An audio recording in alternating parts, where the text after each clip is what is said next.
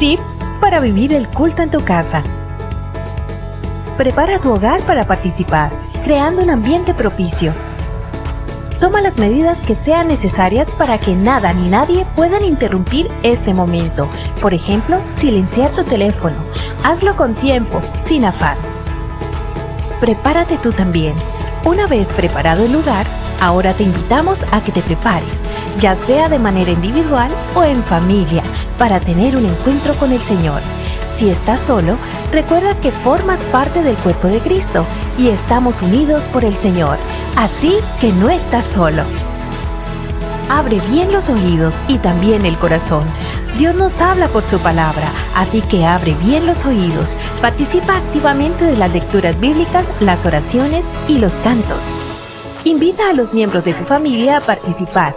Este es su momento para compartir la fe en el Señor Jesucristo con nuestra familia, reconociendo al Señor con nuestros diezmos y ofrendas. Para la entrega de tus diezmos y ofrendas, puedes comunicarte con la iglesia para indicarte cuáles son los canales abiertos para este propósito.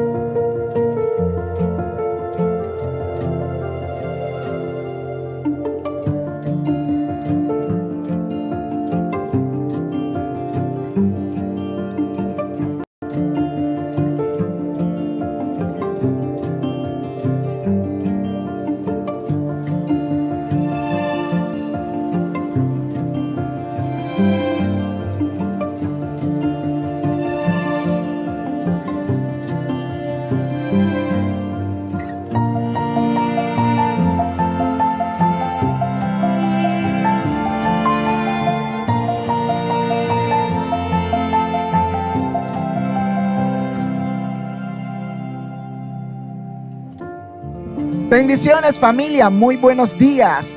Le damos la bienvenida a este espacio y le invitamos para que usted se ponga cómodo y podamos juntos exaltar y glorificar el nombre del Señor. Invite al resto de la familia para que se una a esta gran celebración. Los que están en casa y los que están lejos también. Pueden enviarle el link para que ellos se conecten y juntos podamos alabar y exaltar el nombre de nuestro Dios. Dios ha sido bueno para con nosotros y hoy continuaremos esa celebración a la cual estamos llamados todos los días a exaltar y glorificar a nuestro Dios.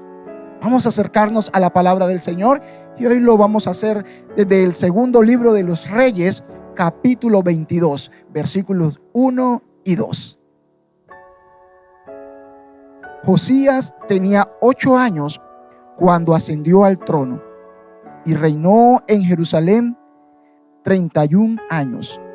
Su madre era Jedidía, hija de Adaías, oriunda de Boscat.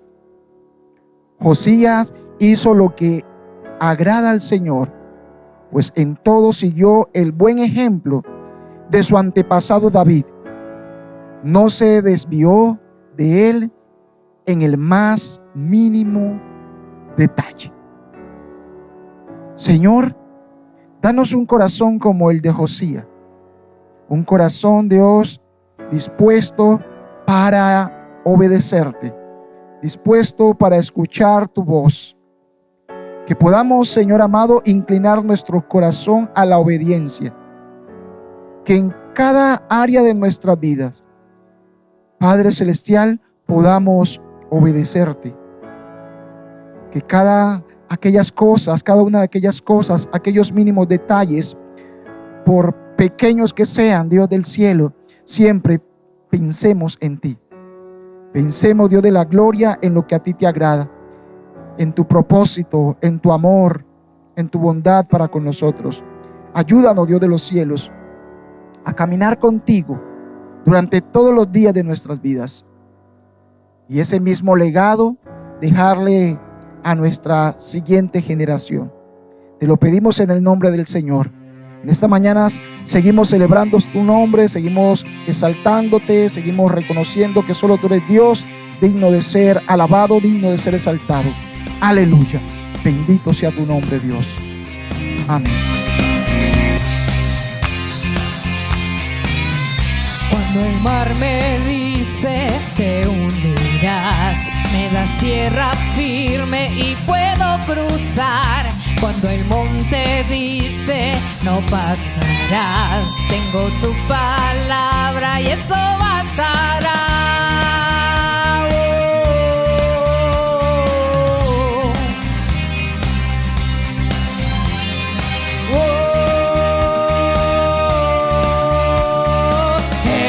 La fuerza que mueve mi vida, eres mi Dios y tú harás más allá de lo que pueda imaginar, más allá de lo que pueda yo soñar.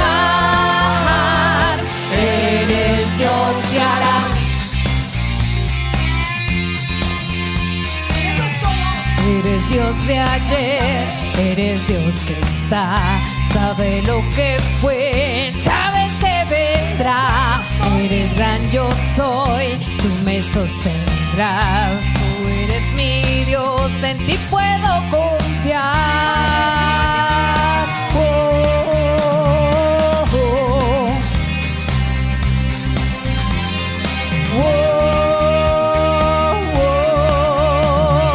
Eres la fuerza que mueve mi vida. Si tú harás más allá de lo que pueda imaginar, más allá de lo que pueda yo soñar. Eres Dios y harás, eres mi Dios y tú harás más allá de lo que pueda imaginar, más allá de lo que pueda yo soñar.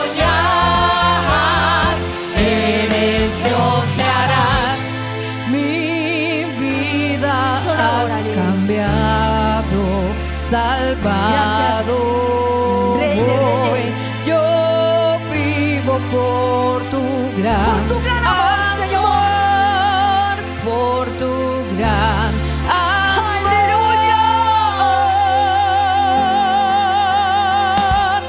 Eres mi Dios y tú harás. Vamos juntos, decimos: eres mi Dios y tú harás. Así es, Señor.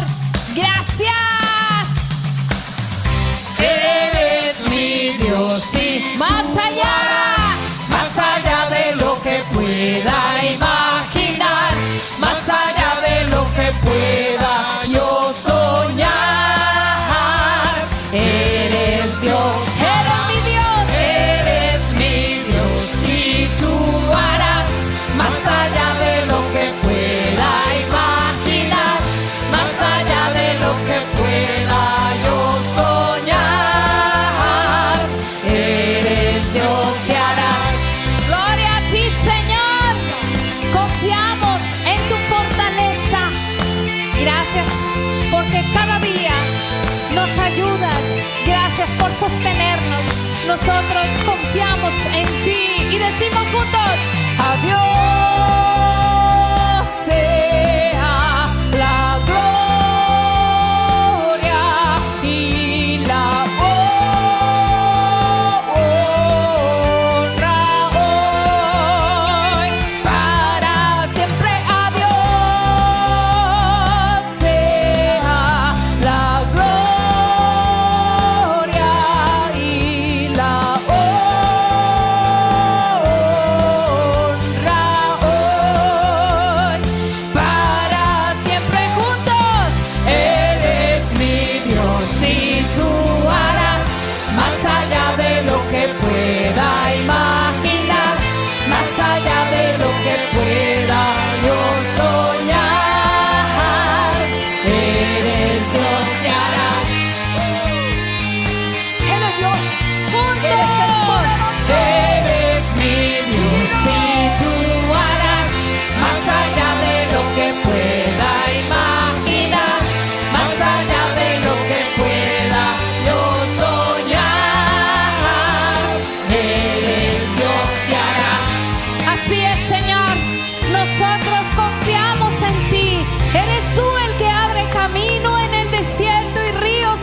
soledad, dice tu palabra. Por eso en este día celebramos con gozo nuestra salvación, Señor, por tu sangre, por tu amor.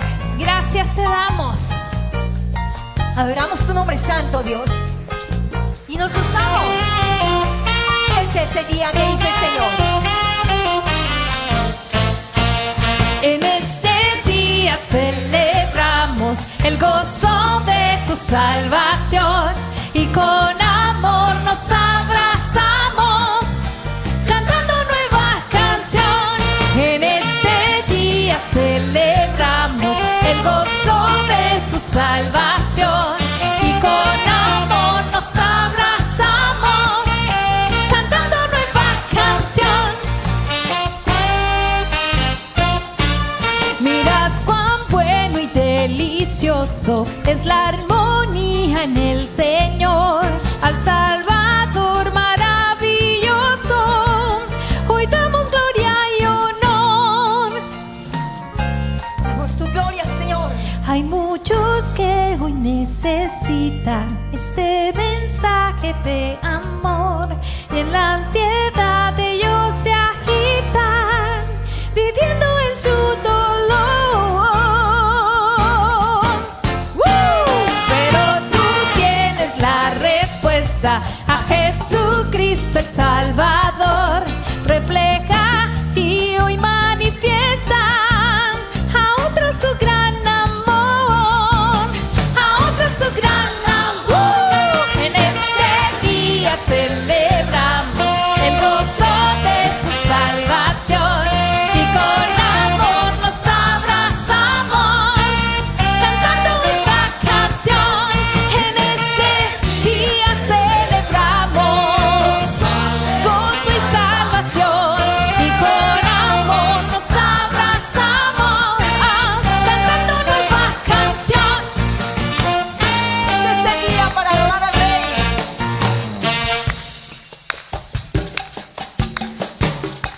No hay por qué estar tristes.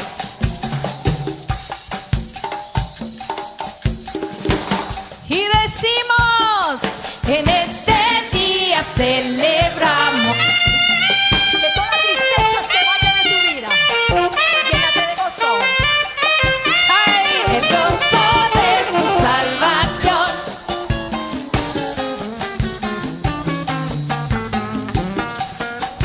Y decimos, y con amor nos abrazamos. Aleluya. Cantando nueva canción. En este día celebramos gozo y salvación y con amor nos abrazamos cantando nueva canción. En este día celebramos gozo y salvación y con amor nos abrazamos cantando nueva canción. Mirad cuán bueno y delicioso es la armonía en el Señor, al Salvador maravilloso. Hoy damos gloria y honor. Hay muchos que hoy necesitan este mensaje de amor y en la ansiedad ellos se agitan viviendo en su dolor. Pero tú tienes la respuesta a Jesucristo el Salvador. Refleja y hoy manifiesta a otros su gran amor, a otros su gran amor. En este día celebramos el gozo de su salvación y con amor nos abrazamos cantando nueva canción. En este día celebramos el gozo de su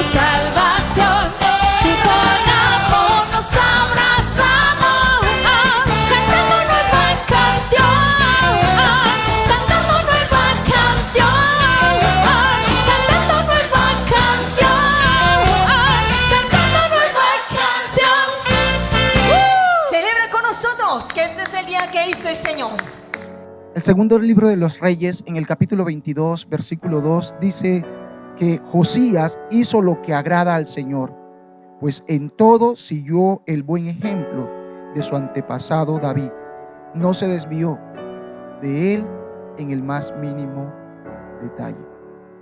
Es el momento para acercarnos al Señor agradecidos con Él por su bondad, por sus misericordias. Es el momento para participar de la canasta del amor, participar con nuestros diezmos, con nuestras ofrendas, reconociendo que al Señor alabamos, que al Señor exaltamos. Y así como Josías agradó al Señor, también nosotros podamos agradar a Dios con todo lo que hacemos. La Biblia dice que Dios ama al dador alegre.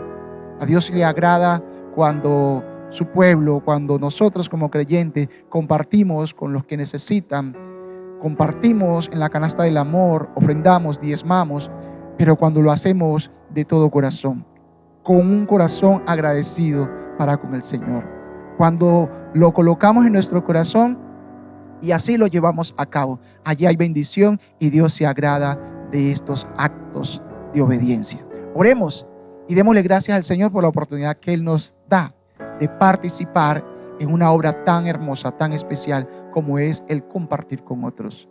Señor, te damos gracias por tu inmenso amor, por tu gran bondad y por tu infinita misericordia.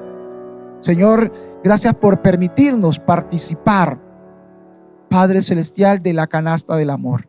Hoy presentamos delante de ti, Dios del cielo, nuestros diezmos y nuestras ofrendas, Padre, como una expresión de gratitud, como una expresión de alabanza, como una expresión de dependencia de ti, Padre Celestial, como una expresión de solidaridad, como una expresión de apoyo para la continuación, Padre Celestial, del esparcimiento de tu palabra, Señor, en todo lugar, para que tu palabra sea predicada, Señor, garantizando con ello, Dios, que el mensaje llegue a otras personas, a otras familias.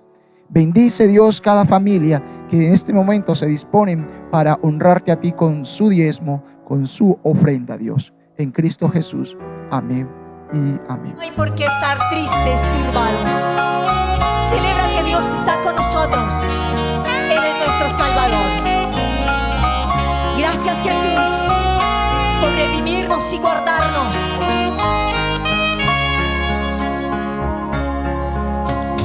Quiero cantar una linda canción de aquel que mi vida cambió.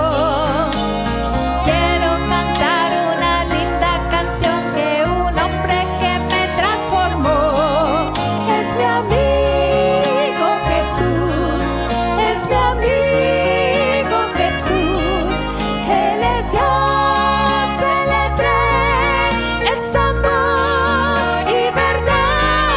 Solo en Él encontré esa paz que busqué. Solo en Él encontré la felicidad.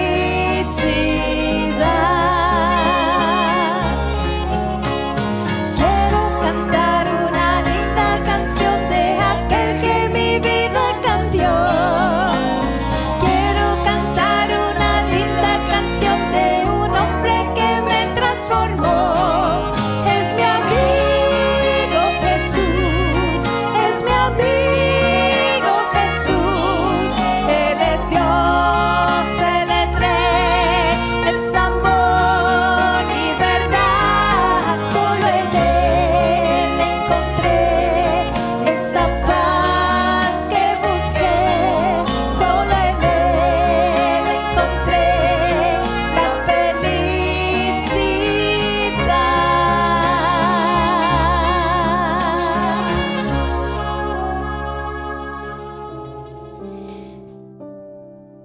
Bueno, mis hermanos, nos encontramos hoy para la exposición de la palabra del Señor. Y hoy que estamos haciendo como el cierre de lo que ha sido la reflexión que sostuvimos durante todo el mes de octubre en razón de la Reforma Protestante.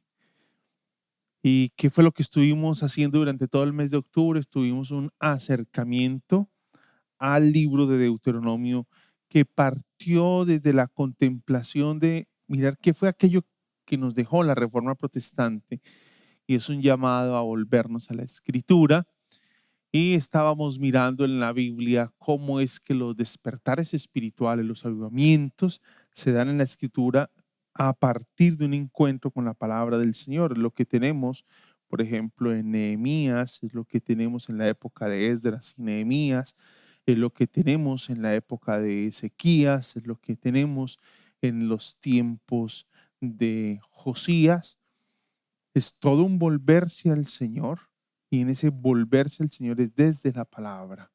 Les he dicho en varias oportunidades lo riesgoso que son los avivamientos a la latinoamericana, que son avivamientos muy desde lo emotivo y poco desde la palabra. Pero acerquémonos hoy a la Escritura, al segundo libro de Reyes, para contemplar qué fue el punto de partida para llegar al libro de Deuteronomio. Y el punto de partida fue la vida de Josías, pero hoy la vamos a mirar no como la hemos mirado en otras oportunidades desde el libro de Crónicas, sino que la estaremos mirando desde el libro de Reyes. Y vamos a mirar algunos aportes, porque son dos narraciones que parecen idénticas, son similares.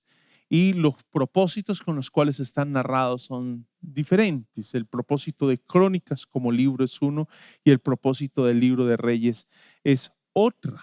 Vamos a acercarnos, entonces ya leímos desde el comienzo del culto, estuvimos leyendo el segundo libro de Reyes, capítulo 22, versículos 1 y 2, estuvimos leyendo, donde se nos va a introducir el reinado de Josías.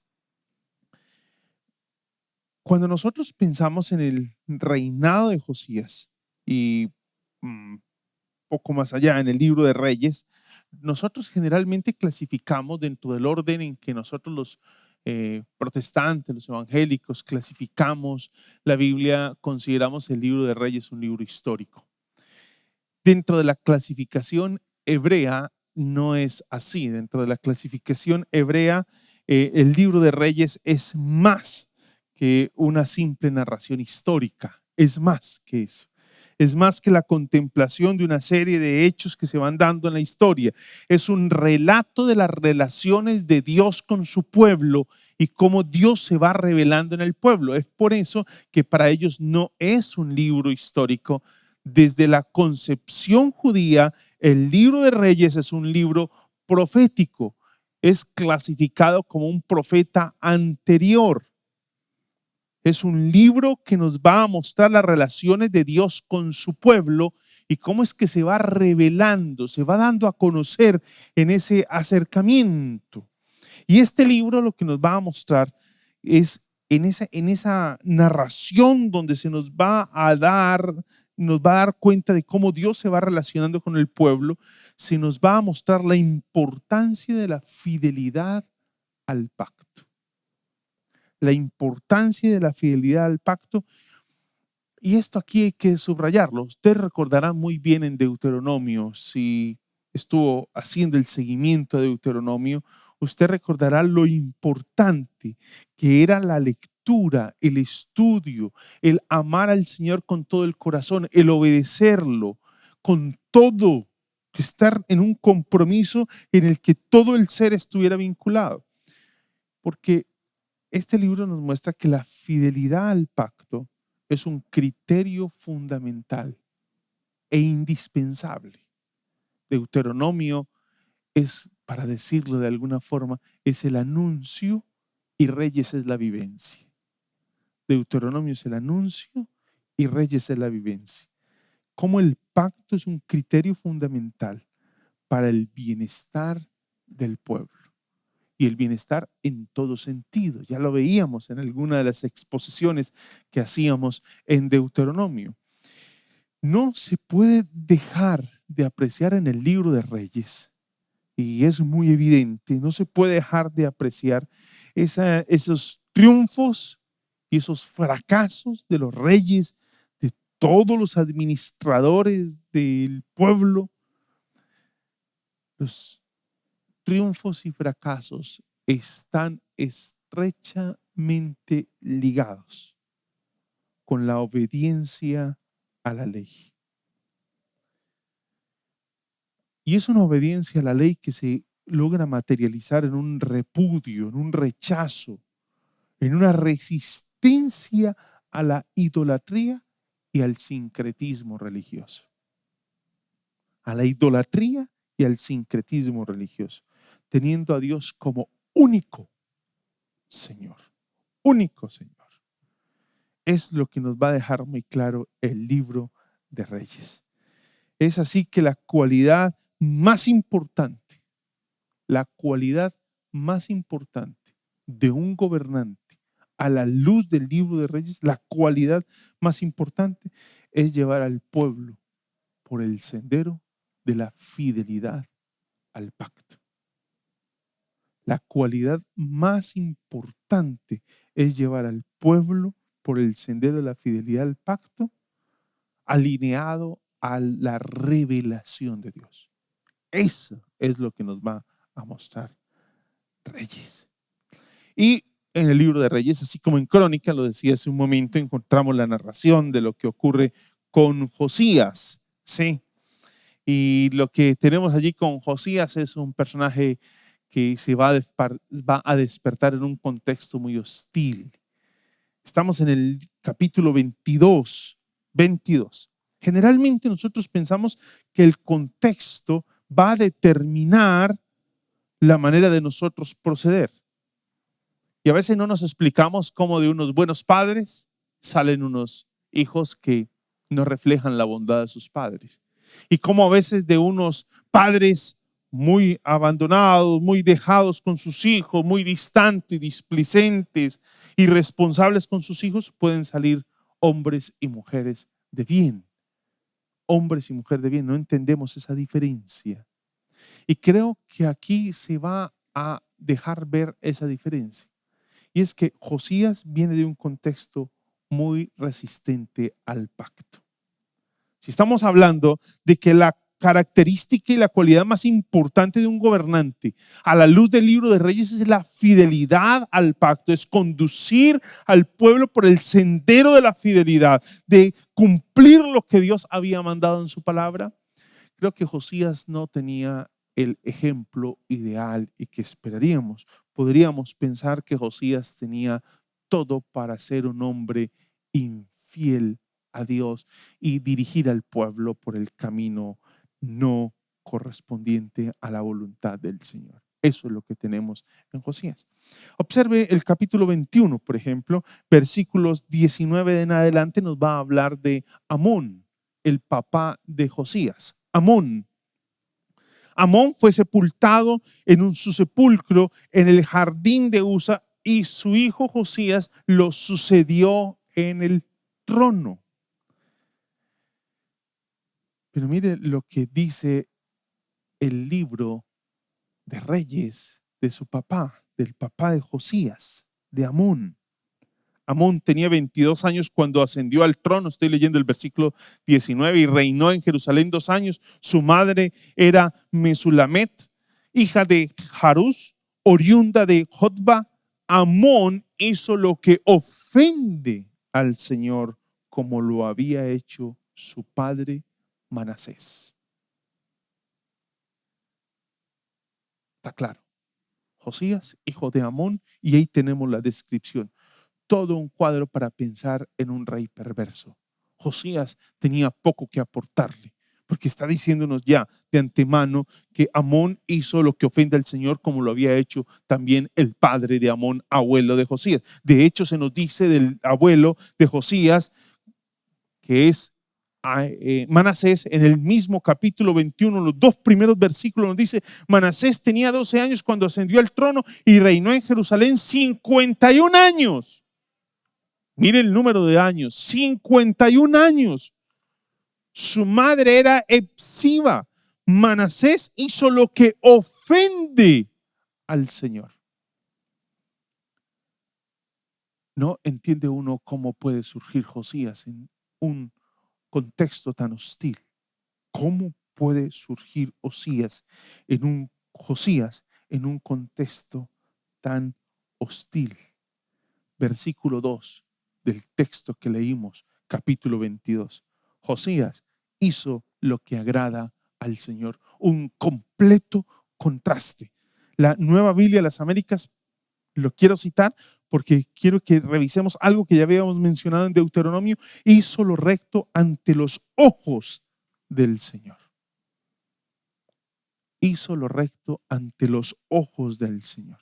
Y el capítulo 22, versículo 1 nos dice y nos hace una breve descripción, esos primeros versículos, acerca de cómo inició a reinar. Tenía 8 años, reinó 31 años y a los 26 años, de acuerdo al versículo 26, en el año 18, más 8 cuando inició, estamos hablando de 26 años, inició un proceso de reformas.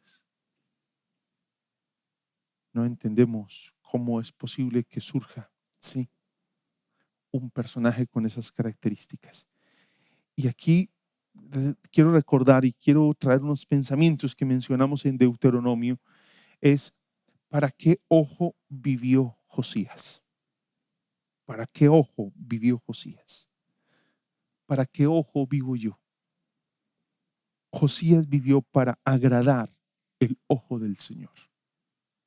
Por eso les citaba la Nueva Biblia de las Américas: hizo lo recto ante los ojos del Señor. Es un constante llamado en Deuteronomio: hacer lo recto delante de los ojos del Señor. ¿Para qué ojo vivió Josías? Las reformas de Josías cuentan con aspectos muy favorables, ¿sí?, que se estaban dando en la esfera internacional. Hicieron posible y aportaron a toda esa situación. Resulta que el rey de Asiria había muerto. También estamos hablando de que en Babilonia estaba surgiendo un nuevo liderazgo, y esa política internacional genera un ambiente favorable. Así lo reconoce F.F. Bruce en su libro Israel y las Naciones. Habla de que hay un contexto muy favorable para las reformas que va a iniciar Josías. Hay un contexto muy favorable.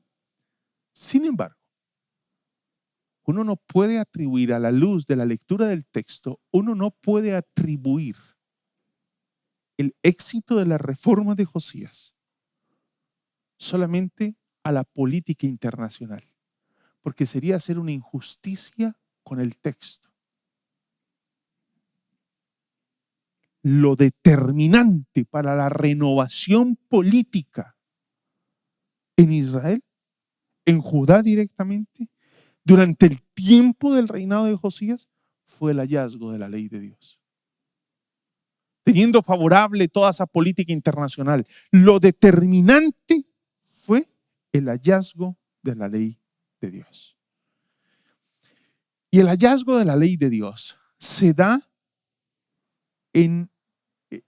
gracias a una previa decisión que va a tomar Josías muy temprano. De pronto el libro de Crónicas se demora un poquito más en narrarnos este hecho, porque es un poco más amplio en esos primeros años de Josías, pero Reyes es un poco más puntual. Y el versículo 3 nos dice: en el año 18 de su reinado, el rey Josías mandó a su cronista Safán, hijo de Azalías y nieto de Mesulán, que fuera al templo del Señor. Le dijo: preséntate ante el sumo sacerdote Hilquías y encárgale que recoja el dinero que el pueblo ha llevado al templo del Señor y ha entregado a los porteros. Ordena que ahora se entregue el dinero a los que supervisan la restauración del templo del Señor. ¿Qué fue lo que lo movió a pensar en la restauración del templo del Señor? Es la primera pregunta que nosotros nos formulamos allí, con ese antecedente tan oscuro. Un padre y un abuelo que se dedicaron 51 años, estuvo el abuelo, y el padre nos deja ahí que tenía 22 años cuando comenzó a reinar y reinó 2 años. Estamos hablando de 53 años, 51 del abuelo, 52 de su padre. Estamos hablando de recibir una influencia supremamente negativa. Un reinado muy, muy influenciado por la maldad que tenían sus antecesores, su abuelo y su padre.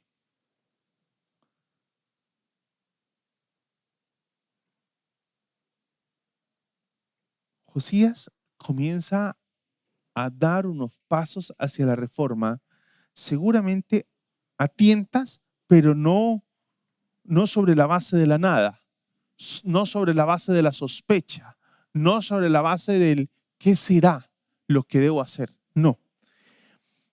Cuando nos acercamos a este hecho, nosotros debemos reconocer que cuando él inicia a reinar a los 8 años, él recibe la ayuda, la orientación de un mentor, para usar una palabra contemporánea, un mentor. Y ese mentor es el sacerdote Gilquías, que ahí está nombrado. El sacerdote Gilquías seguramente fue la persona que lo acompañó, lo formó. Tiene una gran influencia sobre él. Muy probablemente Gilquías ha inculcado un celo por el Señor. Ha inculcado un celo por el Señor. Gilquías ha jugado un papel protagónico en sembrar la inquietud en Josías de la búsqueda del Señor. Le inculcó reverencia por el Dios de Israel. En un contexto donde nada era o poco favorable, nada era de punto de apoyo, logra Gilquías inculcarle la reverencia al Señor.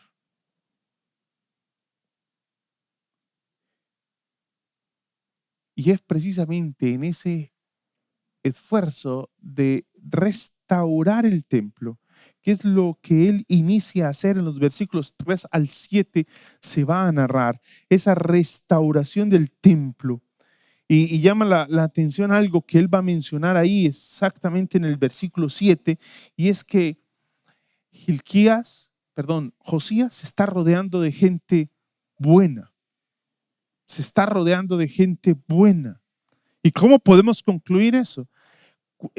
Recuerde que los detalles en los textos no están puestos como al azar, son muy intencionales. Y el versículo 7 nos va a decir: pero no les pidas cuentas a los que están encargados de pagar, pues ellos proceden con toda honradez. Eso está hablando de que Josías estaba seleccionando un personal y escogiendo un personal, formando un equipo para esa reforma que estaba dándose, con unas cualidades y unas características muy ceñidas a la ley de Dios. Y por eso podía confiar en ellos. Es un detalle que usted no puede pasar por alto allí como está narrado el texto. Y es en ese ejercicio, de acuerdo a los versículos 8 y 9, que se encuentra el libro de la ley. Y una vez se encuentra en el libro de la ley, lo leen, y también le es leído a Josías. Todo el pueblo es convocado. Una vez se lo leen a Josías, todo el pueblo es convocado para que lean la palabra. ¿Usted recuerda lo que veíamos por allá en Deuteronomio capítulo 32? En ese poema, la expresión, el pastor Juan Bautista nos decía hace 8 días: ¿cómo te lo digo para que no se te olvide? Y hablábamos de una manera mnemotécnica de poder comunicar algo para que lo recordaran con mucha facilidad. Y es más, si miramos el texto, el capítulo 31, en otras traducciones se dice que todos deben invitarse a esa lectura, aún los que no tienen todavía como mucho uso de razón, los que no están todavía en capacidad, los muy niños, no los dejen en casa, tráiganlos, porque ellos necesitan escuchar. Pues acá están en la misma dinámica. Todos son convocados: niños, jóvenes, adolescentes, jóvenes, adultos, ancianos, hombres, mujeres. Todos son convocados. Todos son convocados. Y algo que nos va a mostrar el texto en ese versículo 10, observe cómo lo va a narrar el capítulo 22, versículo 10. El cronista Safán también le informó al rey: el sumo sacerdote Gilquías le había entregado el libro de la ley, la cual leyó en su presencia, Y el versículo 11, cuando el rey oyó estas palabras, rasgó sus vestiduras y va a convocar. Versículo 13, vayan a consultar al Señor. Hace una nueva acción y es consultar al Señor. El libro es leído a Josías. Y una vez Josías lee el libro, escucha el libro, antes de convocar a todo el pueblo, hay algo que hace Josías. Y es ir a mandar a ese círculo muy íntimo a consultar al Señor. En el texto hay algo que no podemos pasar por alto también, y es la lectura de la palabra de Dios es suficiente. No es que no necesitemos la predicación, creo que la escritura nos llama a la predicación, pero una lectura detenida en la que se reflexione, se piense, se ore la palabra, resulta de mucho provecho para el pueblo. Y aquí está Josías leyendo con su equipo íntimo la palabra. ¿Sí? Está leyendo con ellos la escritura. Así lo va a narrar el texto. Y lo que hace es mandar a consultar a la profetisa. Y una vez consulta la profetisa y recibe la noticia y él escucha lo que la profetisa le va a decir, tomándose muy en serio lo que acaba de escuchar. Josías no se tomó para nada la lectura de manera liviana. No se tomó para nada. El versículo 11 lo dice: cuando leyó el libro de la ley, rasgó las vestiduras. No toma el texto de manera liviana. No lo toma de manera liviana, ni a la ligera. Lo toma muy en serio. Lo toma muy en serio. A juzgar por lo que se viene a desarrollar de este punto de la lectura, lo que se desprende de la lectura de la ley, a juzgar por eso, cuando el rey decidió poner en práctica lo que prescribía, lo que decía, lo que narraba, lo que había encontrado, no cabe duda que lo que estaba leyendo es el libro de Deuteronomio. Y es lo que Jerónimo va a anunciar también, ese padre de la iglesia va a anunciarlo. Que si por lo menos no era el libro de Deuteronomio, era un extracto del libro de Deuteronomio lo que estaban leyendo. Y una vez lo lee, se alarma. Se alarma porque hay algo que no anda bien. Cuando usted mira del versículo 10 en adelante la lectura, Josías entra en un estado de consternación. Si estos son los mandamientos de Dios, entonces el pueblo es culpable. El pueblo ha caído en desobediencia y por tanto se ha hecho merecedor del juicio de Dios. Y aquí debemos recordar las maldiciones y las bendiciones del libro de Deuteronomio. Está consternado Josías. El pueblo se ha hecho merecedor de las maldiciones que están pronunciadas en el libro de Deuteronomio.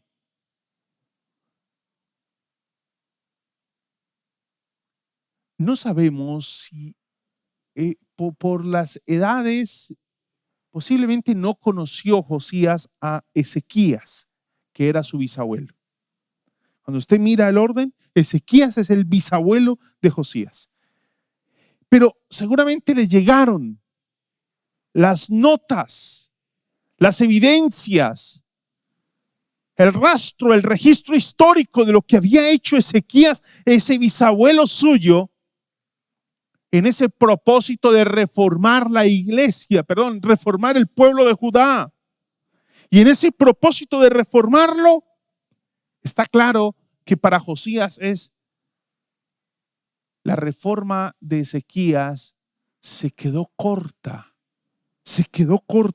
No era suficiente. Hay mucho más que reformar dentro del pueblo. Hay que ser más radicales en la reforma de esta nación. Hay que ser más radicales. La reforma de Ezequías, siendo importante, no había llegado a profundidad a la nación. La adoración a la idolatría dentro del pueblo había llegado a unos niveles que Manasés los va a reventar esos niveles. Se extiende de una manera impresionante.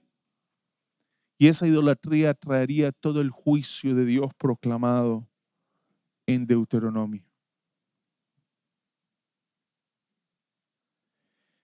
Ese juicio, a la luz de la profetisa Hulda, no llegaría y no alcanzaría a Josías. Y no lo alcanzaría porque Josías se había arrepentido sinceramente. Y eso es un detalle.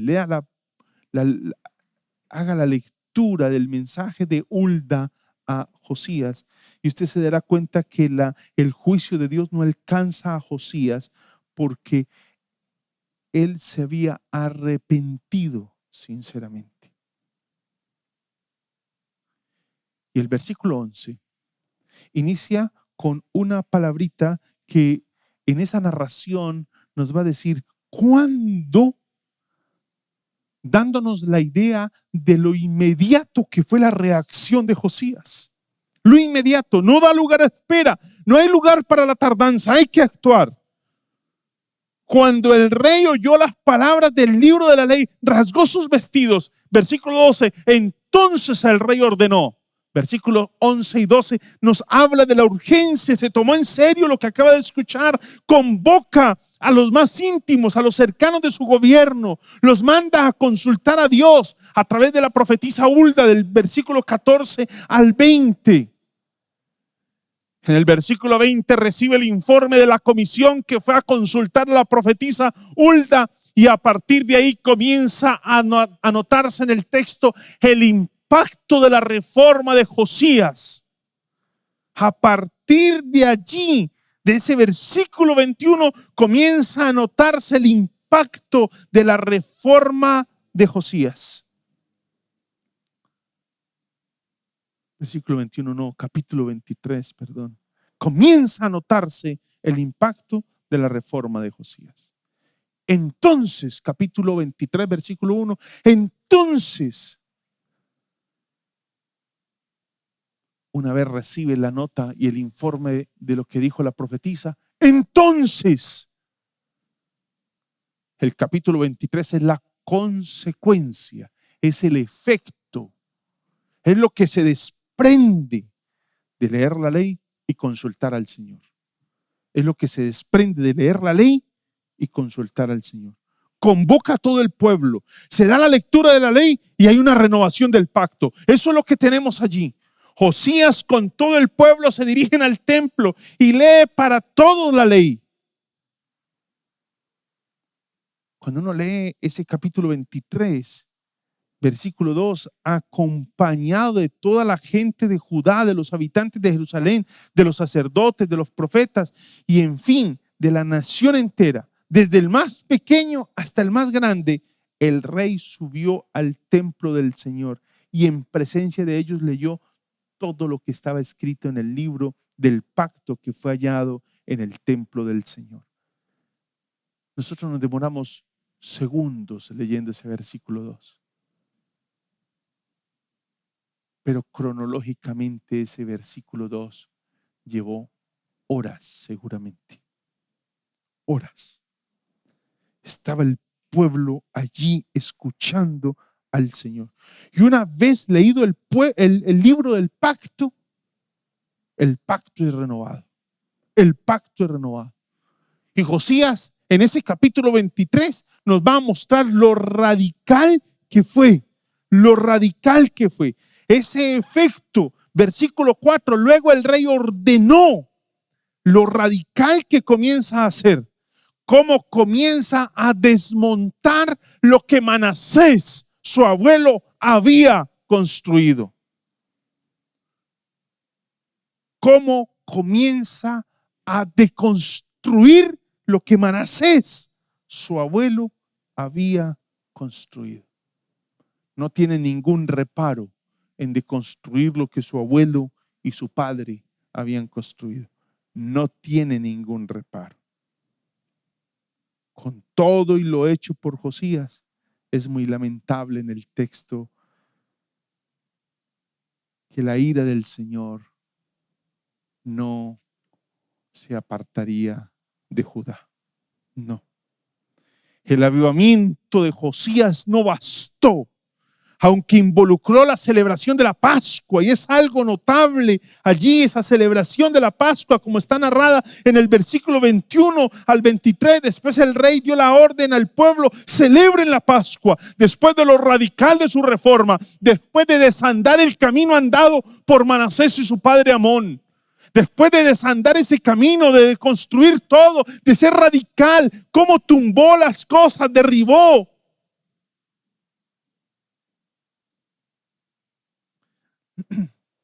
Fue tal la magnitud de lo hecho por Manasés y por Amón, que lo que hizo Josías parecía insuficiente. Parecía insuficiente. El versículo 26 del capítulo 23 dice: a pesar de eso, el Señor no apagó el gran fuego de su ira que ardía contra Judá por todas las afrentas con que Manasés lo había provocado. Y aquí hay un detalle. En estos días que leía un libro de un teólogo muy joven, murió muy joven, hablando con alguien, un teólogo que había muerto como a los 28 años, y escribió un libro, o no era un libro, una carta, porque cuando lo escribió no lo escribió a manera de libro. Él se llama Henry Scougal, y él escribe una carta para un amigo, y esa carta luego se convierte en un libro. Es un clásico de la literatura cristiana, un clásico, un precioso libro. Henry Scougal se llama él. No alcanzó a vivir sino 28 años. No entiende uno cómo personajes que han dejado semejante huella, el Señor permite que vivan tan poco, y cómo otros personajes que hacen tanto daño, su vida se extiende por tantos años y nada parece detenerlos. Nada parece detenerlos. Es lo que pasa con Josías y con Manasés. Es lo que pasa con Josías y con Manasés. Cuando uno observa, es que el juicio de Dios viene y hasta el rey bueno muere muy temprano. Versículo 29. En aquel tiempo el faraón Necao, rey de Egipto, fue a encontrarse con el rey de Asiria camino del río Éufrates. El rey Josías le salió al paso, pero Necao le hizo frente en Megiddo y lo mató. No entiende uno cómo ocurre esto. Cómo el Señor en su soberanía solo permite que este rey con todas sus posibilidades solo reine 31 años. Pero son 51 años lo que gobierna el rey Manasés. No entendemos. Seguramente formaba parte de ese trato de Dios para con el pueblo, fruto de su infidelidad, de su soberbia. Fruto de su infidelidad, de su soberbia. Y comienza Dios en ese camino y en ese trato que tiene Dios con el pueblo a través de Josías. Antes de morir, durante todo su reinado, comienza Josías a hacer esa reforma. A pesar de esa corta vida, está empecinado en hacer una reforma. Limpia el templo, elimina los centros de adoración. Y usted recordará lo que dice Deuteronomio capítulo 12. Concentra la adoración en un solo sitio. Así lo hace. Y en Josías lo que encontramos es un arrepentimiento sincero. Es más que un malestar o dolor por su mal proceder. No, Josías no pierde tiempo. Se pone a actuar. Hay que incorporar la vida, y es por eso que promueve la celebración de la Pascua luego de todos estos cambios. Josías no vive para ver el juicio de Dios sobre Judá. Y es creo que parte de esa bondad de Dios para Judá, para con Josías. Se cumple lo dicho por Dios a través de la profetisa Hulda, que él no vería semejante situación de juicio contra el pueblo de Judá. Él sería sepultado en paz, dice el versículo 20 del capítulo 22. Él sería sepultado en paz. Manasés fue un rey perverso y vivió hasta una edad avanzada, mientras que Josías el justo muere joven. Luego de todo ese esfuerzo y ese trabajo de reformar la política, la espiritualidad, la devoción de ese pueblo. Josías tiene unos profetas contemporáneos. Hay unos profetas que están liderando en el tiempo de Josías. Sofonías es uno de ellos. Ustedes lo pueden leer y se encontrarán los paralelismos con el acontecimiento y los hechos de Josías. Está Jeremías también allí reinando. Y Jeremías es uno de esos profetas donde va a dejar claro que la reforma que necesita el pueblo es una reforma de profundidad que va más allá. La reforma de Josías no sería suficiente para desarraigar el mal que aquejaba a la nación. No sería suficiente. Se necesitaba algo más a profundidad. Era algo más radical lo que se requería. Se requería algo que penetrara y transformara ese ser de esos seres que estaban conformando esa nación. Se necesitaba algo que transformara esa conciencia nacional. Algo que generara un cambio en el interior de cada uno de esos seres humanos. No un pueblo que simplemente cambiaba de hábito porque su rey ahora cambiaba de hábito. No era un pueblo que comenzaba a adorar a Dios fruto de que su rey ahora había deconstruido todos los altares a los dioses paganos y ahora debían volverse a Dios. Solamente como un efecto exterior de una sujeción a un rey terrenal. Había algo más, se necesitaba algo más a profundidad. Y aunque Josías vivió esa transformación a profundidad, parece ser que el pueblo no lo vive. Y por eso Jeremías, siendo un profeta de la época de Josías, en el capítulo 31, versículos 31 al 34 del libro de Jeremías nos dice: vienen días, declara el Señor, en que haré con la casa de Israel y con la casa de Judá un nuevo pacto. No como el pacto que hice con sus padres el día que los tomé de la mano para sacarlos de la tierra de Egipto. Mi pacto que ellos rompieron, aunque fui un esposo para ellos, declara el Señor. Porque este es el pacto que haré con la casa de Israel después de aquellos días, declara el Señor. Pondré mi ley dentro de ellos y sobre sus corazones la escribiré. Entonces yo seré su Dios y ellos serán mi pueblo. No tendrán que enseñar más cada uno a su prójimo y cada cual a su hermano diciéndole: conoce al Señor, porque todos me conocerán, desde el más pequeño de ellos hasta el más grande, declara el Señor, pues perdonaré su maldad y no recordaré más su pecado. Lo que Jeremías nos está diciendo es que el pueblo lo que necesita es una reforma y a mayor profundidad, que vaya más al fondo. Una reforma no de fondo, sino de esencia. Es lo que se requiere acá. Y aunque la reforma en el corazón de Josías fue de forma y de esencia, parece ser que en el pueblo solo fue de forma, porque una vez muerto el rey, vuelve todo el pueblo desenfrenadamente a sus antiguos caminos. Creo que para nosotros creyentes del Nuevo Testamento tenemos que prestar un poco más de atención a las palabras del apóstol Pablo.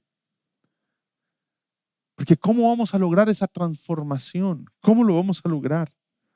¿Cómo logramos esa transformación cuando el pecado parece ser una fuerza indomable que nos doblega y nos subyuga y nos somete Y es como caer en una telaraña de la cual no podemos huir. ¿Cómo? Creo que el apóstol Pablo en Gálatas, Romanos y Efesios nos va a dar unas pautas. Así que les digo, vivan por el Espíritu y no seguirán los deseos de la naturaleza pecaminosa. Anden por el Espíritu.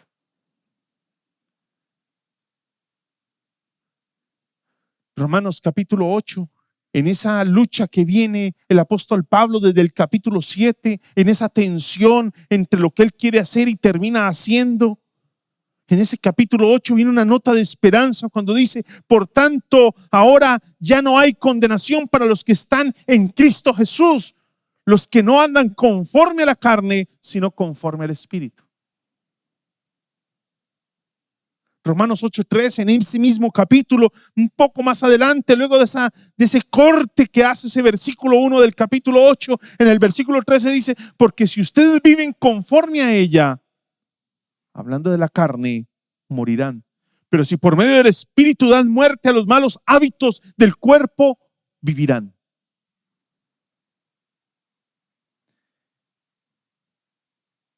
Y es ahí donde nos viene la pregunta: pero ¿cómo hacemos para vivir en el Espíritu? ¿Cómo? ¿Cómo hacemos nosotros para vivir en el Espíritu? Y es acá donde salta la Escritura, el apóstol Pablo, hablándonos en el capítulo 4 y 5, aún desde el capítulo 1 de Efesios, donde en el capítulo 1 nos dice que nosotros hemos sido sellados con su Espíritu una vez creímos en Él. En el capítulo 4 nos dice que no contristemos al Espíritu, y lo contristamos cuando no vivimos de acuerdo a la forma en cómo hemos sido enseñados por Él. Capítulo 4 lo va a decir.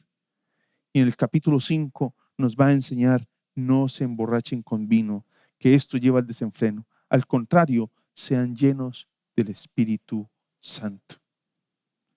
¿Cómo se da el cumplimiento de esa profecía de Jeremías entre nosotros? Si no es a través de eso que hoy encontramos en la Escritura, que hoy nos llama esa regeneración, que es cuando nacemos para el Señor, fruto de la obra del Espíritu en nosotros. Y ese Espíritu que nos permite y hace nacer de nuevo es el mismo al que debemos rendirnos para hacer morir las obras de la carne en nosotros. Si al leer la ley de Dios, si al acercarnos a un libro como Deuteronomio caemos desanimados por la incapacidad que hay en nosotros del cumplimiento de sus demandas, es precisamente el momento de mirar al cielo y permitir que el Espíritu de Dios nos llene.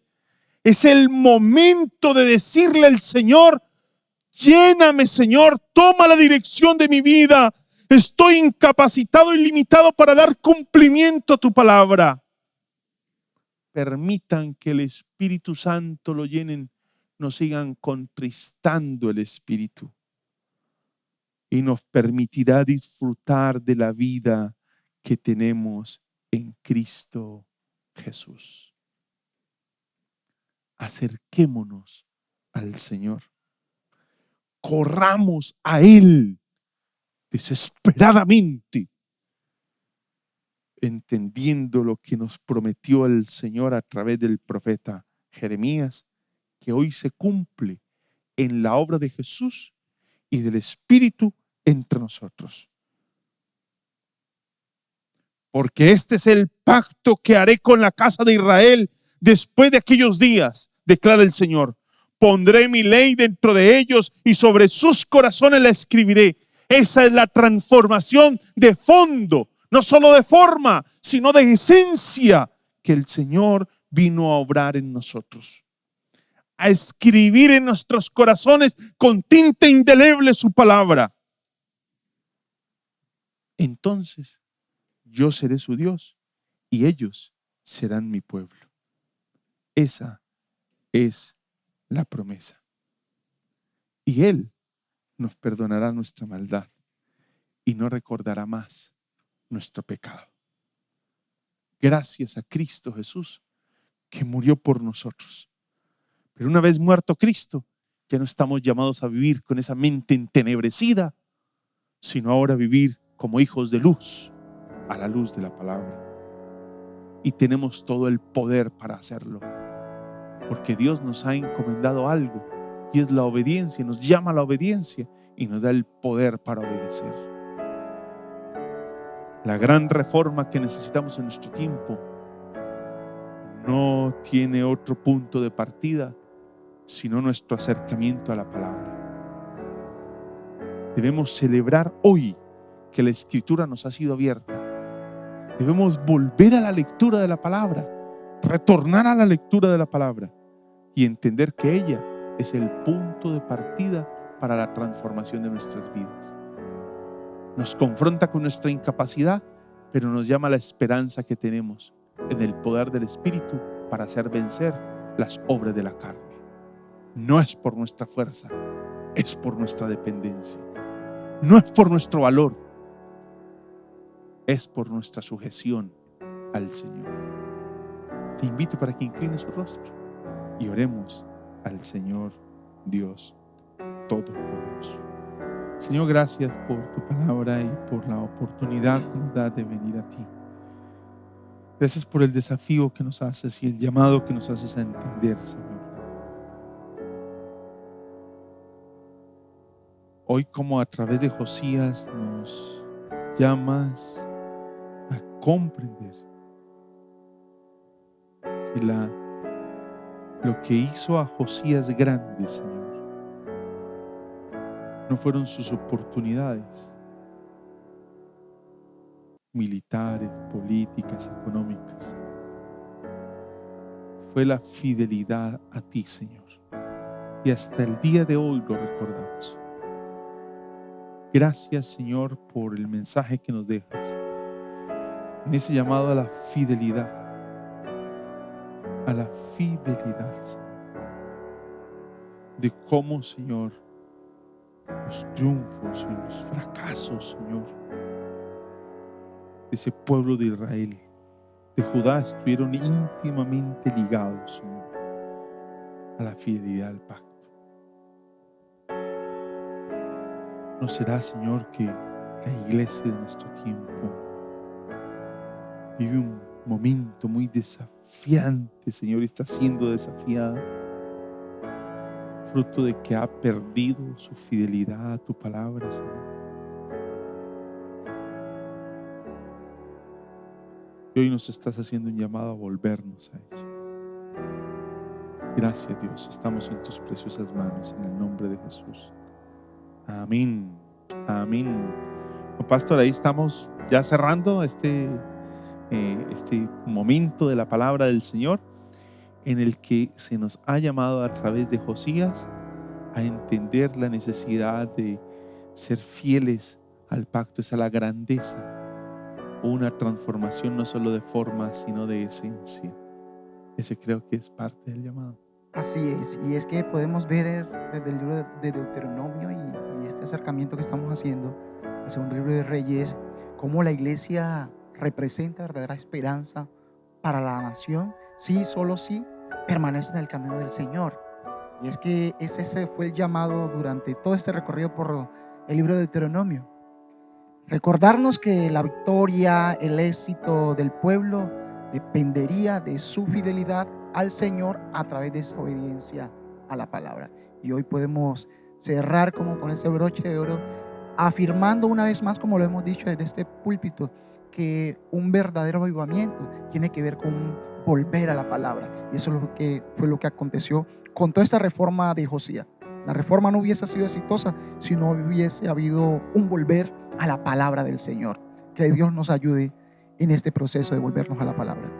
Amén, que Dios nos ayude. Y recuerde que, como lo acaba de mencionar el pastor, ese llamado, la iglesia representará esperanza para nuestra nación, sí y solo sí somos fieles, si permanecemos en los caminos del Señor.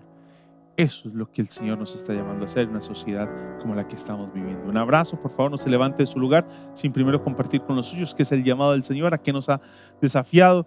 Conversen qué ha sido ese llamado a través de la lectura de Deuteronomio y qué son las acciones que vamos a tomar como iglesia, como individuos, como familia, como sociedad a partir de hoy. Un abrazo y muchas bendiciones para todos. En este día celebramos el gozo de su salvación y con amor nos abrazamos cantando nueva canción. En este día celebramos el gozo de su salvación y con amor nos abrazamos cantando nueva canción. Mirad cuán bueno y delicioso es la armonía en el Señor, al Salvador maravilloso. Hoy damos gloria y honor. Damos tu gloria, Señor. Hay muchos que hoy necesitan este mensaje de amor y en la ansiedad ellos se agitan, viviendo en su dolor. Pero tú tienes la respuesta a Jesucristo el Salvador. Refleja y hoy manifiesta a otros su gran amor, a otros su gran amor. En este día celebramos el gozo de su salvación y con amor nos abrazamos cantando esta canción. En este día celebramos gozo y salvación y con amor nos abrazamos cantando nueva canción. Este es el día para adorar al Rey.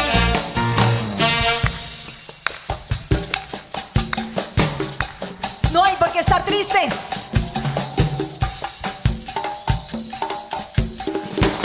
Y decimos, en este día celebramos. Que toda tristeza se vaya de tu vida. Llénate de gozo. ¡Ay! El gozo de su salvación.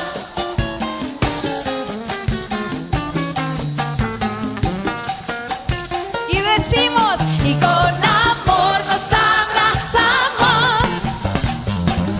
¡Aleluya! Cantando nueva canción. En este día celebramos gozo y salvación y con amor nos abrazamos cantando nueva canción. En este día celebramos gozo y salvación y con amor nos abrazamos cantando nueva canción. Mirad cuán bueno y delicioso es la armonía en el Señor, al Salvador maravilloso. Hoy damos gloria y honor. Hay muchos que hoy necesitan este mensaje de amor y en la ansiedad ellos se agitan, viviendo en su dolor. Pero tú tienes la respuesta a Jesucristo el Salvador. Refleja y hoy manifiesta a otros su gran amor, a otros su gran amor.